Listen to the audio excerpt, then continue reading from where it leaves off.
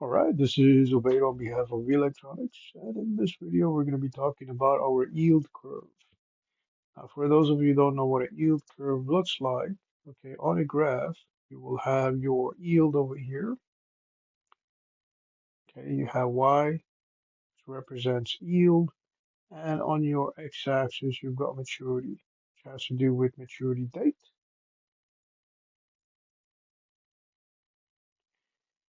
So when we talk about yield, we're talking about interest rates. When we talk about maturity, we're talking about the length of the term.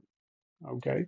So say for example, when banks, when they borrow short from depositors and lend long relative to your mortgage and loans, okay, what they do is they borrow money from depositors and in turn they pay the depositors interest.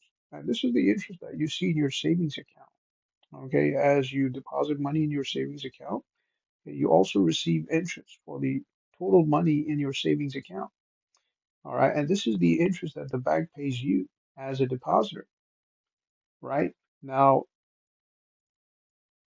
this is the cost of borrowing money for the bank. Okay. On the other side, the bank also receives money when they lend money when it comes to loans and mortgages. When they lend money relative to loans and mortgages, they receive money over a period of time. Okay. Now, this term is usually 10 to 20 years, maybe even more.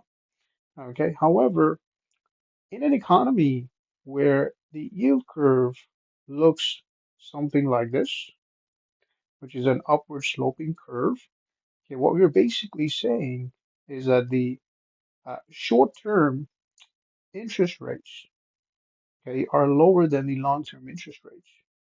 Okay, now we know that banks they borrow short and they lend long. Okay, so as the maturity period or the term of borrowing goes up, okay, let's say from 1 year to 5 years, from 5 years to 20 years. Okay, the yield or the interest rates, okay, this stands for interest rates, the interest rates they go up as well. Okay, sort of like your increasing term, okay, where the interest rates go up, okay, as you move forward into your term. Okay, so let's say first year, the interest rate might be 2.5%. Year five, the interest rates might be 5%. Year 10, the interest rates might be 10%. Now, this is in theory. Okay. In practical, the interest rates may look different. Okay. But this is in theory, just to explain how this works. Okay. Now, this is when the economy is doing good, when the banks are making money, when people are borrowing money, depositors are borrowing money, people are paying for the mortgages, people are borrowing money for mortgages, people are borrowing money for loans, so on and so forth. Okay. This is when the economy is doing good. However, when the economy is not doing that great, okay, your new yield curve will look something like this. Okay, this is a downward sloping curve. Okay, or your yield curve may look something like this. All right, so basically, okay, let's say this is year one. Okay, and let's say this is year 10. Okay, so the interest rates are higher for short-term borrowers. Okay, so depositors they make more money off the banks than banks make money from mortgages. Okay, so over here, this is year one, and the interest rate is at its peak. Okay, is at its highest, which means if the interest rate over here, if this is 10%, okay, this could be somewhere around 2%, which means when the banks borrow money from the depositors, they pay the depositors 10% in interest. Okay, this is the cost of borrowing for the banks. However, when they receive money from people who borrow loans and mortgages from the banks, they only receive 2% in theory.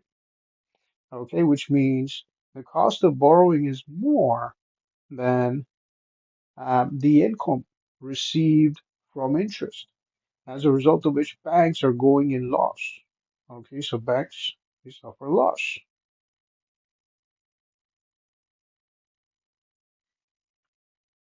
Okay, this is during a recession, for example. Okay, when the consumers, the businesses, they're not borrowing as much money as they're investing. Okay, the reason why they're investing more money is because the interest rates are high. They're making more money when they invest money. Okay, the return on investment is high for investors, for depositors, for businesses. Okay. However, if you see something like this is your flat curve. And considering this is your yield curve, okay, let's say this is your Y, which stands for interest rates, and this is maturity, which stands for the term or the period during which the interest rate is paid, whether paid by the bank, okay, or received by the bank. Okay, so if this is flat, this is a transition period. And the reason why it's a transition period is because the interest rates that the banks receive, okay, from people who borrow loans and mortgages from banks, and the interest rates that the banks pay to depositors who deposit money in the bank is the same. Okay, as a result of which this is a transition period. Now, after this transition period, the interest rates may either go up or down, depending on how the economy is doing. Okay, we talked about how the economy impacts your upward slope and your downward slope on the yield curve. Okay, so that will be it for this video. On behalf of B Electronics, this is Ubaid. Have yourself a great day.